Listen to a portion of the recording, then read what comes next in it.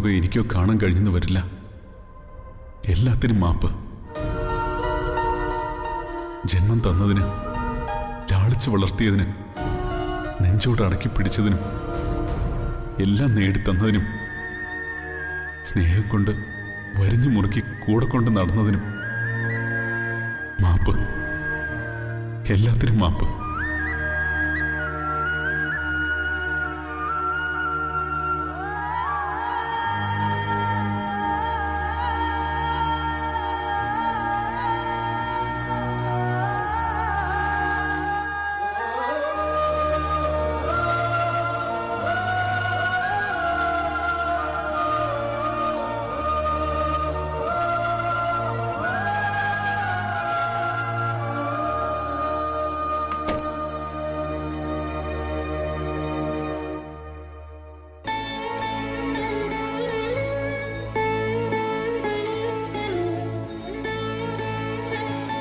ഏട്ടൻ ഇത്ര നേരത്തെ എണീറ്റോ?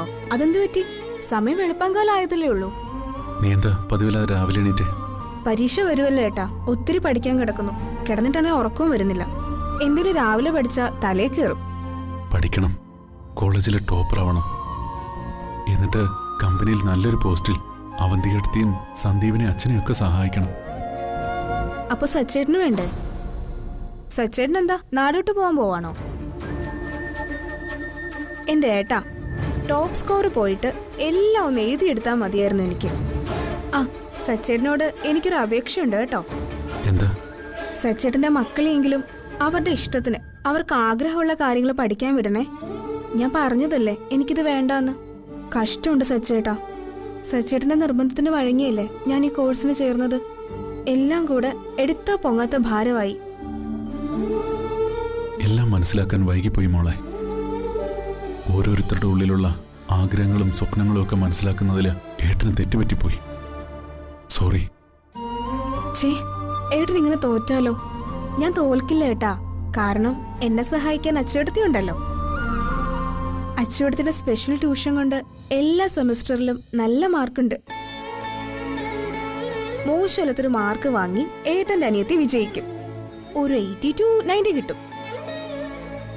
നെല്ലിശ്ശേരി കുടുംബത്തെ എന്തായാലും പറയിപ്പിക്കില്ല. ഏട്ടത്തി കൂടെയുള്ളതാ, അതാ എന്റെ ഒരു കോൺഫിഡൻസ്. ഏട്ടത്തിക്ക് നീയാ ഏറ്റവും പ്രിയപ്പെട്ടവള്. ഒരിക്കലും ഏട്ടത്തെ വേദനിപ്പിക്കരുത്. അതൊരു പാവാ. കരയാനും ചിരിക്കാനും മാത്രം അറിയാവുന്ന പാവം. അതെനിക്ക് അറിയില്ല സച്ചേട്ടാ. നിങ്ങൾ ആരെന്ത് പറഞ്ഞാലും എന്റെ ഏട്ടത്തിയെ ഞാൻ ഒന്നും പറയില്ല. എന്റെ അമ്മയുടെ 2ാം ജന്മോ.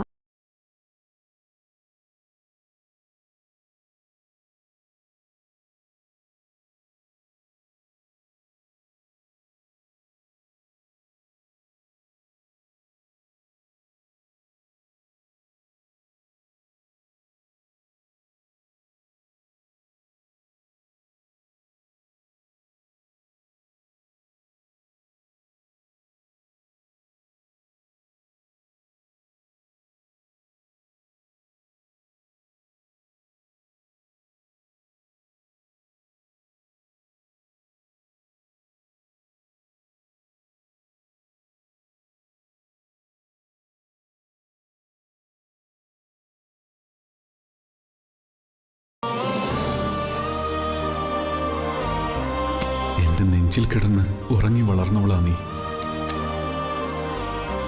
നിന്റെ ഓരോ വളർച്ചയും കണ്ണിൽ കണ്ട് ആ കുഞ്ഞു കയ്യിൽ പിടിച്ച് ഏട്ടൻ കൊണ്ടു നടന്നതാ.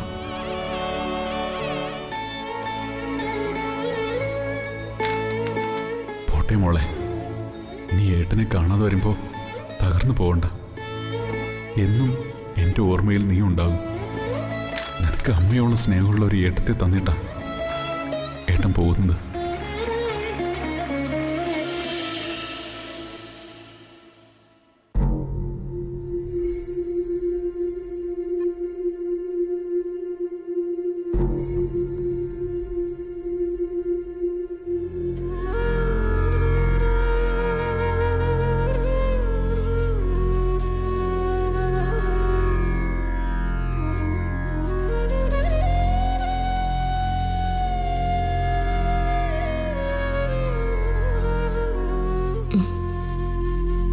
സച്ചേട്ടൻ നേരത്തെ എഴുന്നേറ്റോ?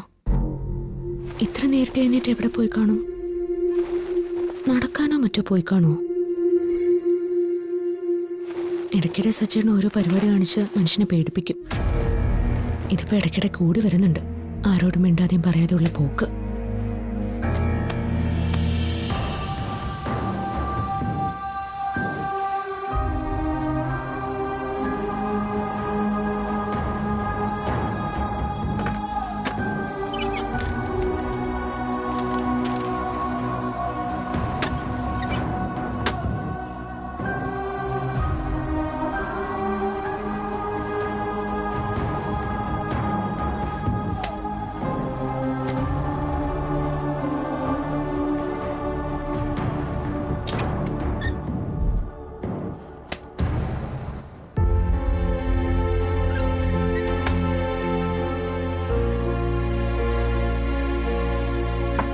സച്ചേട്ടാ, സച്ചേട്ടാ,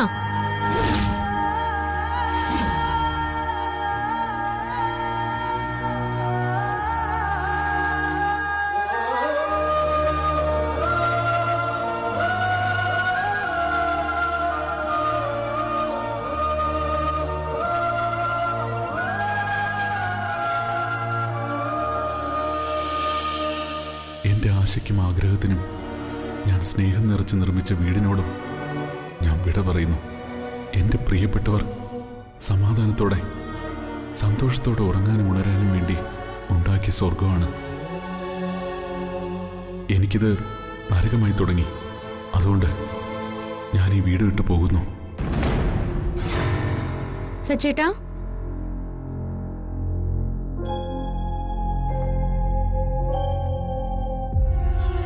സച്ചേട്ടാ, എവിടെ പോയി?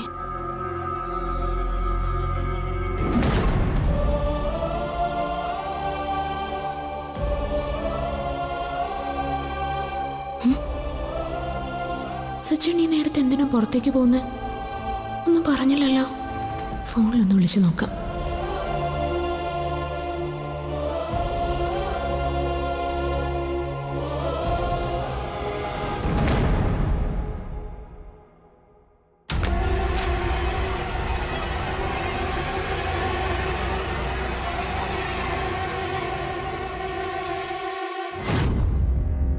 അർച്ചനയ്ക്ക് ആമുഖം ആവശ്യമില്ലാത്ത എഴുത്താണ്. ജീവിതം കയ്യിൽ നിന്നും വഴുതി പോകുന്ന പോലൊരു തോന്നൽ, സ്വാർത്ഥ താല്പര്യം മാത്രം മനസ്സിനെ ഭരിച്ചു തുടങ്ങി. ആരോടും പകയും പരിഭവങ്ങളുമില്ല. പക്ഷേ പ്രിയപ്പെട്ടവരെല്ലാം വിട്ട് ഞാൻ ഇറങ്ങുമ്പോൾ യാത്ര പറയാൻ തോന്നിയത് തന്നോട് മാത്രം. യാത്ര പറയുകയോ? എങ്ങോട്ട്? അതിന് കാരണമുണ്ട്. തൻ്റെ ജീവിതം എൻ്റെ കയ്യിലെ കളിപ്പാവെ പോലായി തീരാൻ പാടില്ല എന്ന് എനിക്ക് തോന്നി. എൻ്റെ ജീവിതത്തിലേക്ക് കുന്നോളം സ്വപ്നങ്ങളുമായി വന്ന തനിക്ക് മലയോളം സങ്കടങ്ങൾ തരാനേ എനിക്ക് കഴിഞ്ഞുള്ളൂ. തനിക്ക് ആനന്ദം നിറഞ്ഞൊരു ജീവിതം തരാൻ ഒരിക്കലും എന്നെക്കൊണ്ട് കഴിയുമെന്ന് ഞാൻ കരുതുന്നില്ല. എൻ്റെ ജീവിതം പോലും ഒരിക്കലും ഒന്നിക്കാത്ത സമാന്തര പാളങ്ങൾ പോലെ നീണ്ടുപോവുകയാണ്. ദയവായി എന്നോട് പൊറുക്കണം. പേരൊന്ന് വിളിച്ചോളൂ. തോറ്റു മടങ്ങാണ്. എല്ലാത്തിനും ക്ഷമാപണത്തിനോടൊപ്പം നന്ദി അറിയിക്കട്ടെ എന്ന് സച്ചിദാനന്ദൻ. ദൈവമേ, എന്തൊക്കെ എഴുതി വെച്ചിരിക്കുന്ന?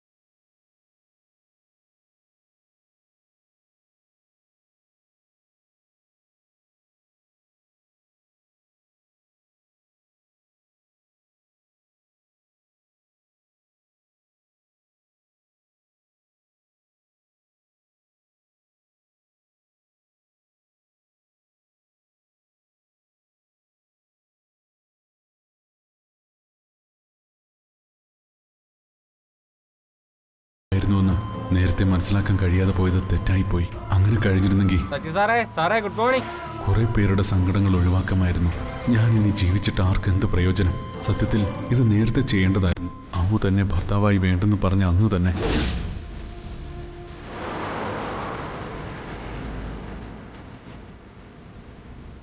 ചേട്ടാ ഇതുവരെ നീല ഷർട്ട് ഇട്ട് ഒരാൾ പോകുന്ന കണ്ടായിരുന്നോ? ഇല്ല, കണ്ടില്ല.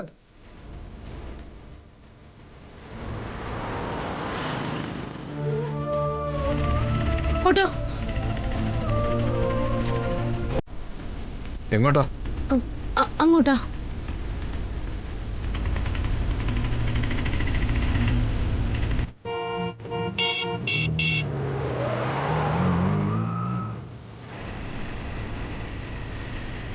ഇവിടെ നിന്ന് ലെഫ്റ്റ് ആണോ റൈറ്റ് ആണോ?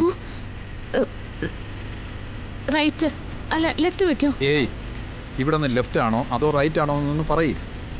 പോകേണ്ട സ്ഥലത്തിന്റെ പേരൊന്നും അറിയില്ലേ?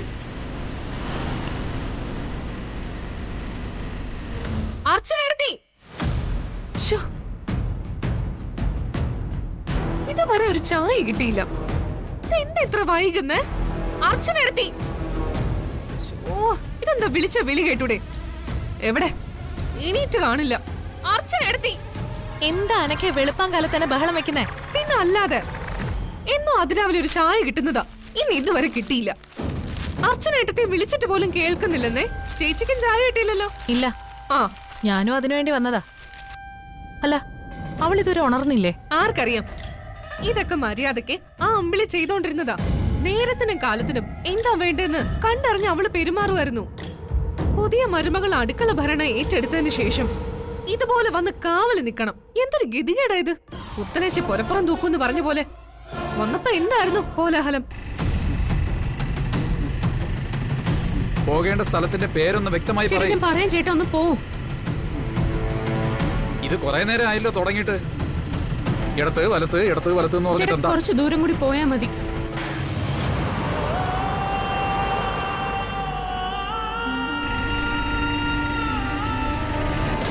ഇതുവരെ നിന്റെ അർച്ചനേട്ടത്തി ഉറക്കം എഴുന്നേറ്റില്ലേ? അച്ചടുത്ത് എപ്പോഴും ഉറക്കം എഴുന്നേറ്റു. എന്നിട്ട് എവിടെ? ഇവിടെ ഒന്നും കാണാനില്ലല്ലോ. എഴുന്നേറ്റ് പല്ലും തേച്ച് വീണ്ടും കിടന്നുറങ്ങിയോ? ഏട്ടത്തിക്ക് അങ്ങനെ ഒരു ശീലം ഇല്ലല്ലോ. ഏട്ടത്തി രാവിലെ ഒന്ന് പുറത്തോട്ട് പോയി. പുറത്തേക്കോ? എന്തിന്? ഓ, ഇനി നടക്കാൻ പോയതാവും. സച്ചേട്ടന് പോയിട്ടുണ്ടാവുമല്ലോ, ബോബനും മോളയും പോലെ അല്ലേ? സ്നേഹേ, എന്താ അനഘേ? അവരെവിടെയെങ്കിലും പോയിട്ട് വരട്ടെ. നീ വേഗം 2 ചായ ഉണ്ടാക്കിക്കൊണ്ടുവാ. നല്ല കടുപ്പത്തില് പാകത്തിന് കുടിക്കാൻ പറ്റിയ 2 ചായ.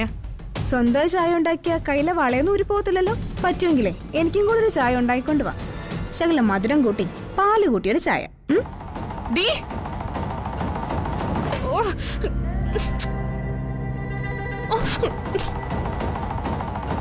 നീ വെറുതെ വഴക്കുണ്ടാക്കാൻ നോക്കണ്ട.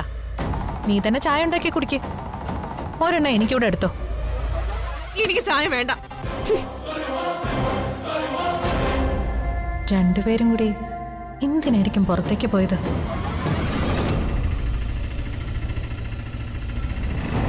നിർത്ത നിർത്ത നിർത്ത.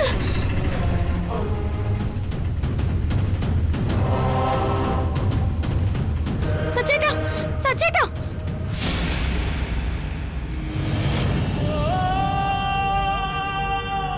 സോറി, അവള് മാറിപ്പോയതാ.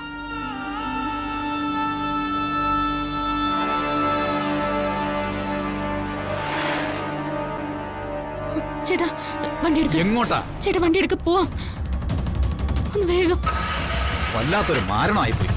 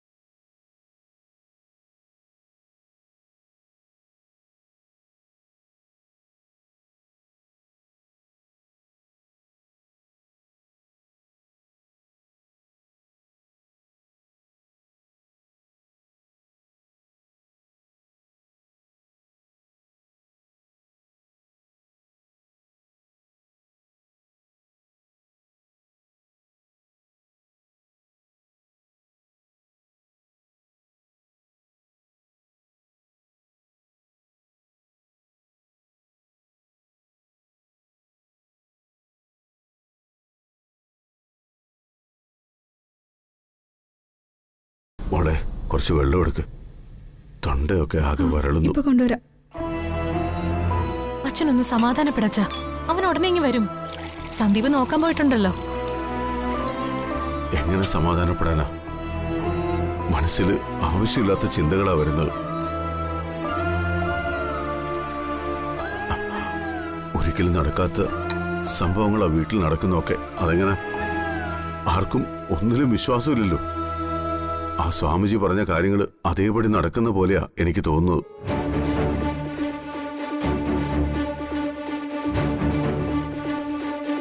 നമ്മുടെ വീടിന്റെ ചങ്ങലക്കണ്ണി നീയാ. എല്ലാരെയും കൂട്ടിയിണക്കുന്ന കണ്ണി. അത് പൊട്ടാതെ നോക്കണം.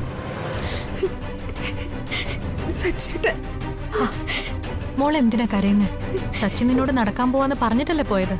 പിന്നെന്താ കുഴപ്പം? ഇപ്പൊ അതാലോചിക്കുമ്പോ സച്ചേട്ടൻ മനസ്സിൽ വേറെന്തൊക്കെയോ ഉദ്ദേശിച്ച് പറഞ്ഞെന്നാ തോന്നുന്നേ. ഇല്ല മോളെ, അവൻ നമ്മളെ കിട്ടിട്ട് എവിടെ പോകാനാ? അവനിങ്ങ് വരും, അച്ഛൻ ഉറപ്പാ. അന്ന് നന്ദേട്ടൻ പോയപ്പോഴും അച്ഛൻ ഇതൊക്കെ തന്നെയല്ലേ പറഞ്ഞ. നന്ദേട്ടൻ എവിടാ?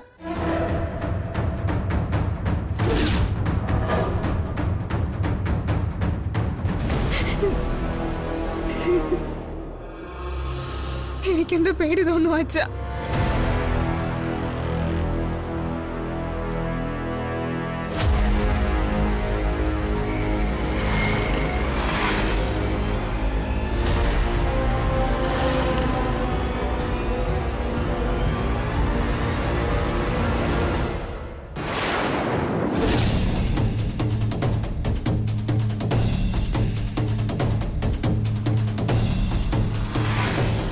ചേട്ടാ, അവിടെ എന്താ സംഭവിച്ചേ? അവിടെ ഒരു ആക്സിഡന്റ് സംഭവിച്ചു.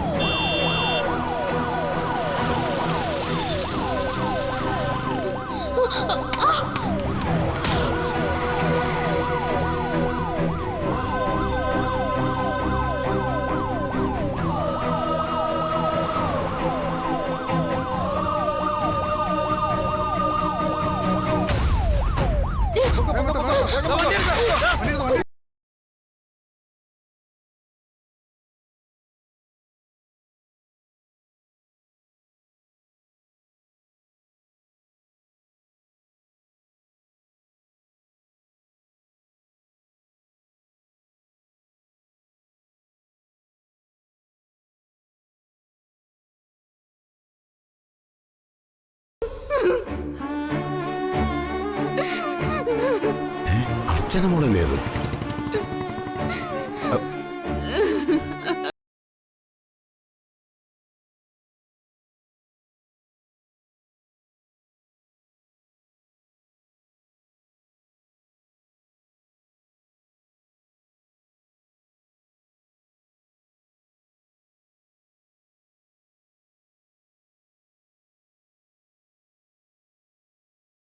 കുറച്ചു മുമ്പ് നടന്നു പോകുന്ന കണ്ടു. ഞാൻ വിളിച്ചിട്ട് നിന്നില്ല.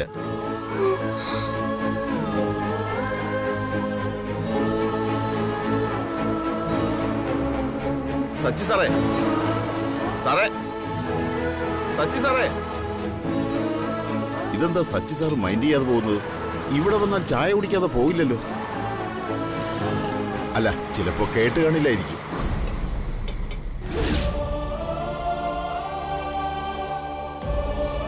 സച്ചി സാർ പോയതിനു ശേഷമാണ് ഇവിടെ ആക്സിഡന്റ് നടന്നത്.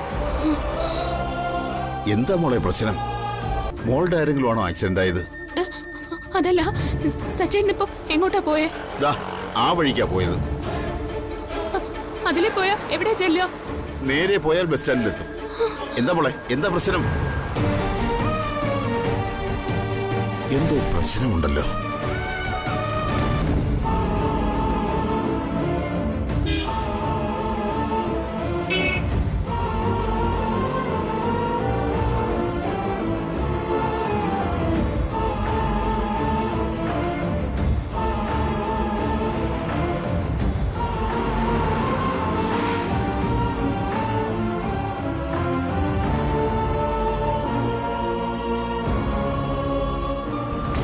ഞാൻ സന്ദീപിനൊന്ന് വിളിക്കാം.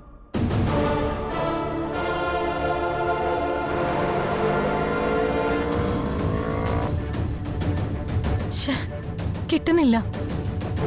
ആ അർച്ചനേട്ടത്തിയുടെ കയ്യിൽ ഫോൺ ഉണ്ടായിട്ട് അത് എടുക്കാത്തത് വളരെ മോശം. അത് മനഃപൂർവ്വമാണെന്നേ പറയാൻ പറ്റൂ. അല്ലെങ്കിൽ വീട്ടിലുള്ളവരാകെ ടെൻഷൻ അടിച്ചിരിക്കുകയാണ്. ഞാനൊന്ന് വിളിച്ചു പറയാനെങ്കിലും കരുതണ്ടേ? ദയവ് ഇത് നീ എരുതിയിൽ എണ്ണ ഒഴിക്കില്ല. എനിക്ക് മനുഷ്യനിവിടെ തീയിൽ ചവിട്ടി നിൽക്കുമ്പോഴാ നിന്റെ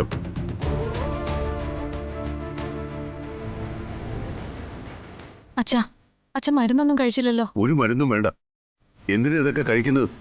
മനസ്സിന് സുഖമില്ലെങ്കിൽ അതൊക്കെ വിഷമായി മാറും.